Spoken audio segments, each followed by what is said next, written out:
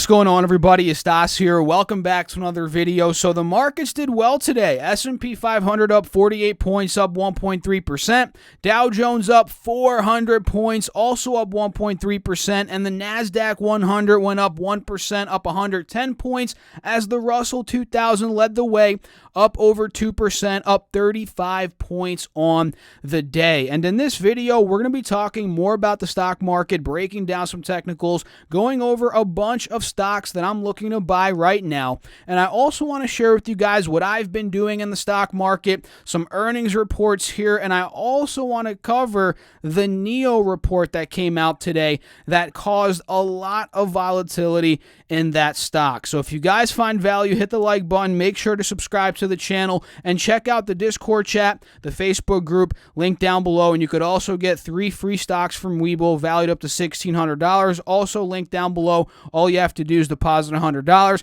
and that is how you get your 3 free stocks. So let's talk about the stock market, guys. It was a nice green day today. We gapped up in the morning. We actually consolidated a bit. The first 2 hours of the day weren't that great, and all of a sudden we took off for the rest of the day. I mean, take a look here at the SPX, and remember, yesterday we talked about how we were trading within a channel between 3520, 3500 on the low end, with resistance, that's support, with resistance at about 3580 to about 3600, right? That's where we've been trading within the past 3 trading days. You guys can see it here on the 5-day 5 minutes. So for direction purposes, I was looking at, okay, are we going to gap up to 3580, 3600, maybe break that? That would be very bullish. Or are we going to go down, break 3518, 20, 3500 flat, which would be bearish? And obviously, now that we saw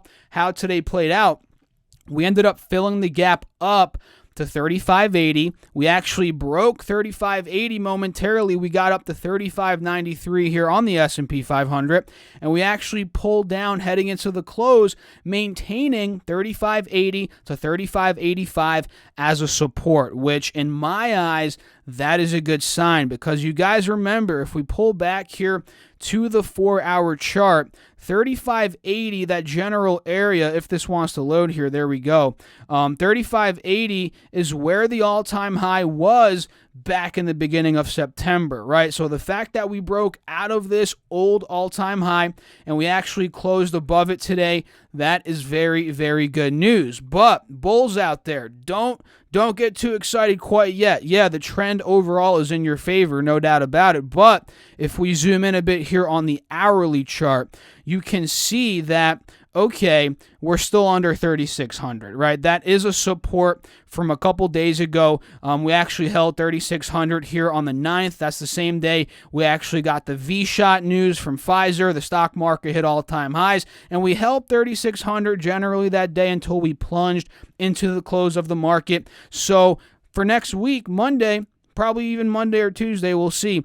I would want to see if 3,600 could break for the S&P, and that is where we could see another, I know it's crazy, but we might see another all-time high there. And what we're noticing here is, this actually, no, I was going to say a reverse head and shoulder. This is not a reverse head and shoulder. This is an interesting pattern we're seeing here. It's like a W almost, right? So if 3,600 breaks, I mean, we're definitely, in my eyes, going up to that all-time high to complete the W pattern that you guys can see is starting to form. I mean, it's already forming here on the 5-day 5 minutes. So watch 3,600 for next week, 3,580. If that breaks, I mean, we're off to the races here, no doubt about it. But if we gap down, let's say we break the high from the 11th of this month at about 3580. You guys can see that resistance there. If we break that, hey, we might gap down a little bit. We just have to see what happens over the weekend. If we get any,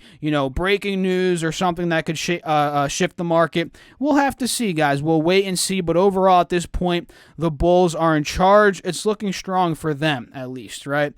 And Dow Jones, if we go here, Dow Jones up 400 points.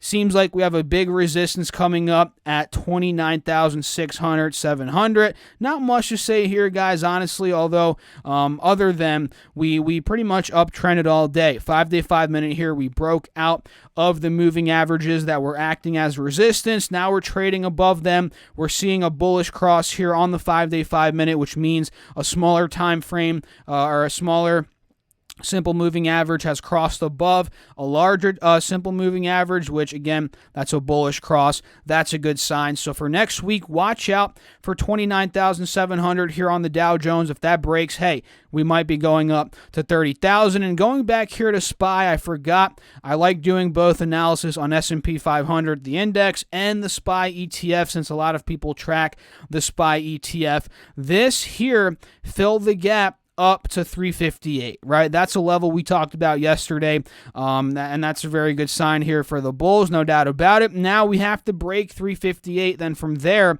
we might see some short-term momentum up to the next resistance, which if I pull up this 10-day chart, you should be able to see it. If 358 breaks, 360, 359.50 is the next spot. Then if that breaks, that is where we might be going up to 362.70. Then from there, maybe up to the high at 366. So watch those levels on SPY. And when it comes down to the NASDAQ 100, guys, we closed right under a big resistance here at 11,900 to 12,000, that general area, right? More like 11,950. That's where we struggled all day today.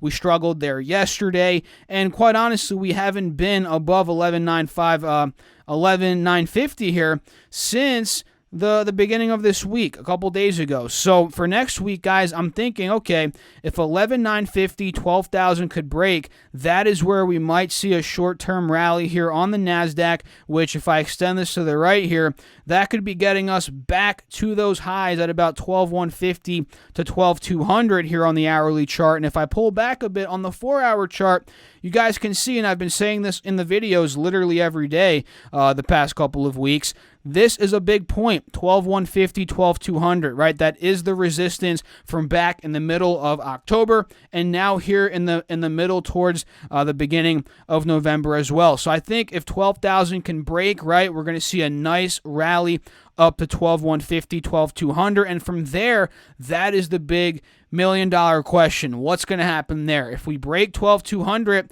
we're going to be going straight to all-time highs, in my opinion, which happen to be around 12,400. So those are some quick levels, quick breakdowns here on the indexes, guys, some technical analysis. Let me know your thoughts down below in the comments. As always, what are you doing? Are you bearish? Are you bullish? Are you buying stocks? Are you selling stocks? Drop a comment down below. Let me know your thoughts. And when it comes down to me, guys, quite honestly, in the short term, I'm more on the bullish side at this point, and I'm holding some stocks, right? I've been saying this in the past couple of videos, and I have a good amount of cash as well. I'd say I'm more like 25% cash, 30% cash at this point. Not as cash heavy as I was couple days, not days, more like 2 weeks ago, because I bought some stocks here on the dip. But I'm in a decent amount of cash, and I'm also in some swings. Not much change for me today. Quite honestly, I'm still in Square at 180.75 here. That's SQ. Square I'm bullish on, especially if we break above 185. I'd like to add into the momentum at that price point. And I think overall there's a lot of potential up to about $190, $191. So I'm holding on to Square as that is my price target on this stock here. And SLV, I'm also in a silver position still, which broke up today, up 1.5%, up 35 cents. This is exactly what I was waiting for, right? You guys remember silver and SLV was in a consolidation period for 3 trading days. You guys can see here SLV was at about 22.50 to about 22.80. It was hovering around there for a couple days. Now we got the nice gap up this morning pre-market, and we coasted for the rest of the day there as silver saw a nice 45-cent pop today, and now it's actually continuing the upwards push here as the futures market, I believe, is open right now. It's going. So that is a good sign here. You know, silver is looking bullish, right? I've been talking about the precious metals, gold and silver, Bitcoin. I'm in all of those at this point. And I think there's a lot more upside. I think silver could eventually get to 26, 27, 28, maybe even take out the high at 29, maybe go into $30 an ounce. I think that's very possible here in the next couple of months,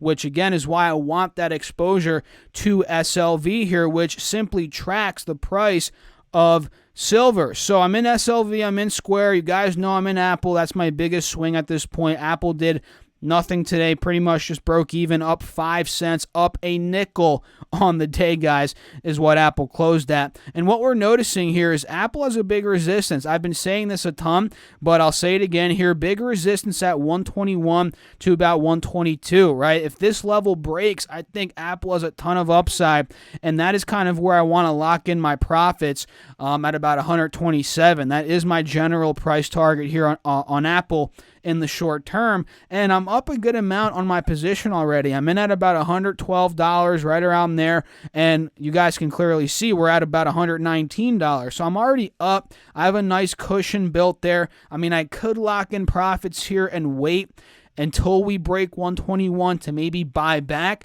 but the thing there is, guys, I might miss on a huge up move. That is what is kind of holding me back from doing that, locking in the profits. And plus, I already have a trailing stop loss set. So if this thing were to go down 2% from where it is now, I'll secure my profit, right? And that is a nice tool you guys could use, if you're trading and you're up on a position, right? Look it up. A trailing stop loss is what it's called. So I'm in Apple, silver, Square. I'm also in EA, guys, which did decent today, up about, let's see here, 1.2%. I'm down still on my position, but this is a longer-term swing for me. And same here with Workhorse, WKHS, which did go down 6% today. It's not looking as bad as you guys might think. On the 4-hour chart here, yeah, we did get rejected hardcore by the 180 SMA and that 50 level of resistance right around here. I mean, that's not too good of a sign, but if we dig a bit deeper, we go on this 5-day, 5-minute, what you notice is, okay, we're still holding the uptrend. If I extend this to the right here, the uptrend in the short term, that is, and if I extend this to the right, I just did, you guys can see we closed right above 19, which is a support from earlier this week and a resistance from earlier this week. So that's a great close for Workhorse. And you guys can see, I mean, we consolidated there all day. And if we go on this intraday chart, it's kind of looking like a reverse head and shoulder. So maybe we break out on Monday, go back up to 20. And if 20 breaks, we might be going up to 2150, as that is the next big resistance. So Workhorse is pulling down today, but overall, I'm impressed with how nicely it's been able to bounce back from that $15 low a couple trading days ago. So that's looking good. And overall, guys, that's what I'm doing. I mean, what are you guys doing? Let me know down below in the comments. As always, I would love to know. And if you guys are enjoying the video, hit the like button and also make sure to subscribe to the channel. I would really appreciate that. If you guys do want to see these daily updates on the market, stocks, earnings, news that's coming out, make sure to subscribe to the channel. So earnings today, we only have one to talk about. It is good old DraftKings, guys, DKNG. Today it went up 4%, 3.8% to be exact. Revenue, I didn't see much on EPS here. I have to look again on the live news tab. But revenue, which is what I like to focus on, especially for high growth companies, I could care less about their EPS. I mean, yeah, I care kind of a little bit, but more so on the revenue. And revenue for DraftKings came in at $133 million versus $131.75 million. So they beat there on revenue. And full year 2020 sales guidance, guys. And what do I say about sales guidance? And when they raise it, the stock market, investors, and traders, they love that. Full year 2020 sales guidance rose from $500 million to $540 million. That's what it was originally. Wait, let me take that back. $500 to $540 to 540 to 560. So they bumped it up from 500 to 540 million originally to 540 to 560 versus the 528.5 million estimated by the analysts. So they bumped up that sales guidance, which the market loves that. And that is why, DraftKings went up 4% today. And if you guys take a look earlier in the day, it was actually up to $46 and it closed at 42. So that, guys, we were up, I don't know, it might have been 10% at the highest point of the day here pre-market. So DraftKings is doing pretty solid in terms of that revenue beat, the guidance gain there. And technically speaking here on the 4-hour chart is what I want to look at here on DraftKings. We've been doing well ever since that $35 bottom a couple trading days ago. We've been breaking resistance after resistance, filling gap after gap to the upside, right? We broke 39.50, filled up to 42, broke 42, filled up to 45. We just today pre-market broke 45.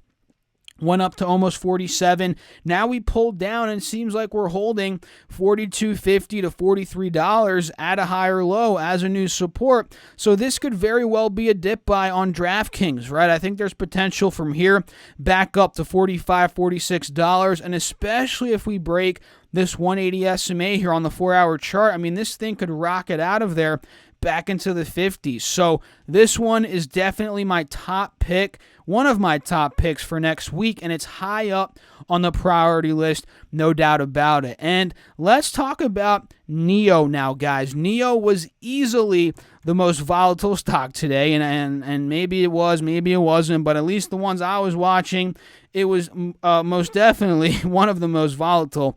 It went from, take a look here, guys, it was pre-market, it was up to $49, popped up to $54 in the morning at about 9:57 a.m. here on the East Coast, and then it sold from $54, get this, guys, all the way to $40. That's a trim of over 25%. You guys remember what I said about the bear market stuff? When a stock goes down 20%, it's in a bear market. Well, technically speaking, guys, NIO, I know it sounds weird, crazy, kind of odd. NIO was in a bear market today, and it's still, let's see if it still is. It closed at 44. Its peak was 54. Let's take a look here if it's still a bear market. Okay, now it's down 17% from its peak. So it's not still in a bear market, but it was momentarily today when it hit that low of $40.50. It was in a bear market. And what have I been saying about NIO stock, guys? I've been calling, quite honestly, a pull down on NIO ever since this trend line that you guys see here, ever since $30. I was saying, guys, it's getting overbought. It's unhealthy. We need to pull down to, at this point, $30. I was thinking, okay, we got to pull down to $27, but clearly, we didn't get that. It's been going up and up and up and up, and we got to 54 today. And even yesterday, I was saying, guys, $45, 44, that is unbelievable. And today, we got even more overbought. And then, boom, we got a report from Citron. Let me pull it up here on my Safari tab. I have it open for you guys. Citron pulls the plug on NIO after 2 years after our controversial recommendation. Price target here, $25.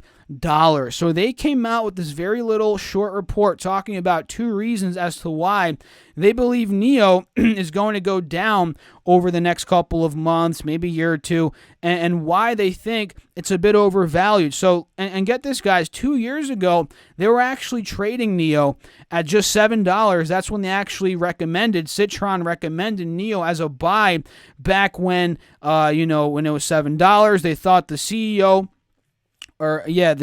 William Lee was very intriguing. And after a rocky road, this is their words, after a rocky road of trading, NIO has found itself in uncharted territory that can never be justified by its current standing in the EV market. So the main reason here, number one, which is why they think NIO is going to suffer a bit, they think the stock's going to go down, is because of Tesla Model Y China pricing. And you guys can see it here. Worse, anyone who is buying the stock has obviously not been paying attention to Tesla and the pricing of the Tesla Model Y in China. The brand catch of Tesla and its pricing has become a big problem for NIO's ES6 56 hatchback model, which you guys can see pictured here. Pretty nice looking truck there, or if you guys want to call it a hybrid or whatever you want to call it, pretty nice looking there.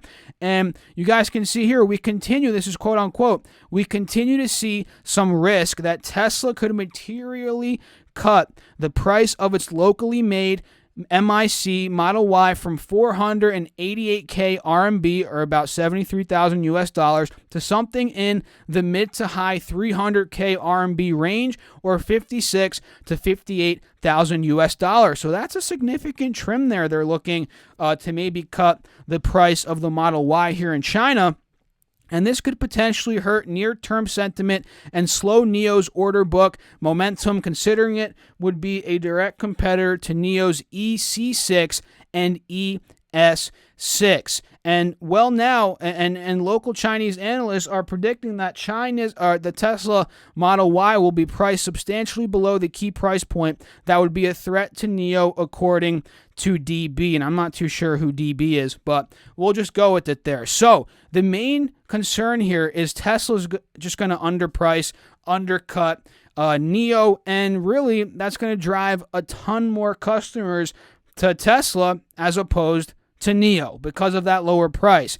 And that, I think it's possible. But overall, like I've said in many videos, excuse me, guys, I think the overall market for Chinese vehicles or electric vehicles in China is massive, and the whole market in the whole world is massive as well, that I think there's room for more than one company, right? And the fact that the Chinese government backs up NIO, massive companies in China have a lot of massive investments in NIO.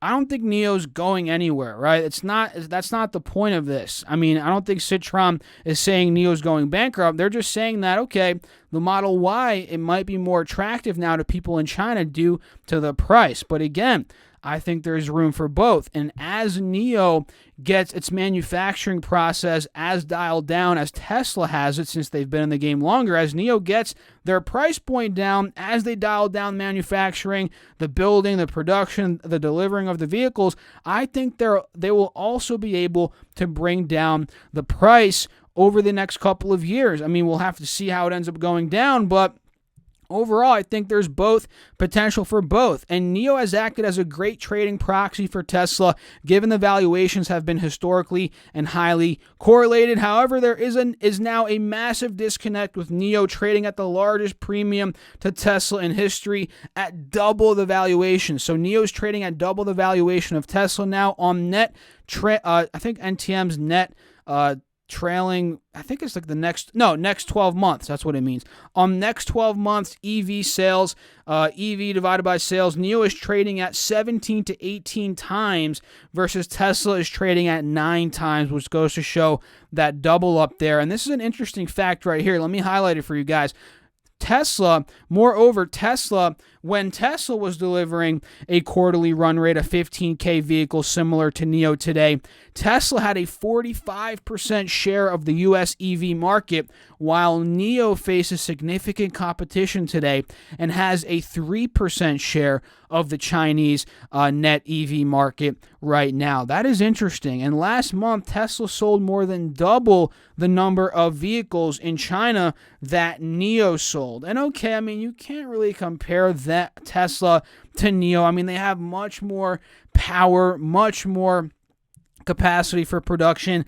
That's kind of an unfair prediction there, but okay, I guess I get what they're saying.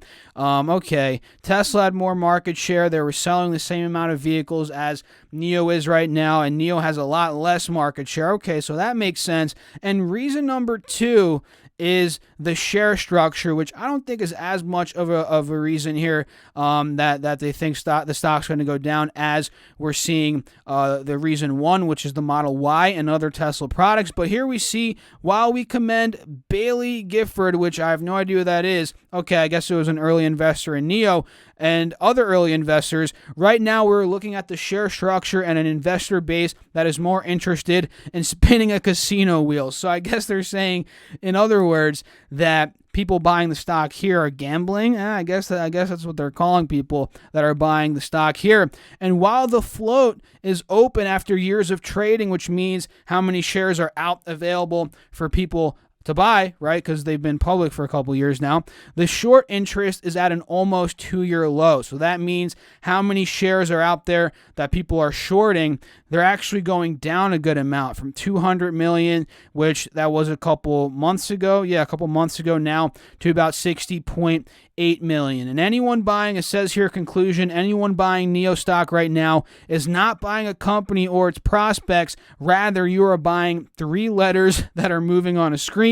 The China electric phenomenon is a real movement, like I've been saying, but there are better ways to play it. And he's talking about here how Buffett is backing BYD, did $22 billion in sales and trades at 3 times sales, even after being up 400% this year. And again, NIO trades at 17 times sales. And okay, guys, I agree with some of this stuff, quite honestly. Although, I mean, one thing I do agree with is mostly, the only thing I agree with is the overvaluation of NIO. I mean, it makes sense. The stock's gone up so much.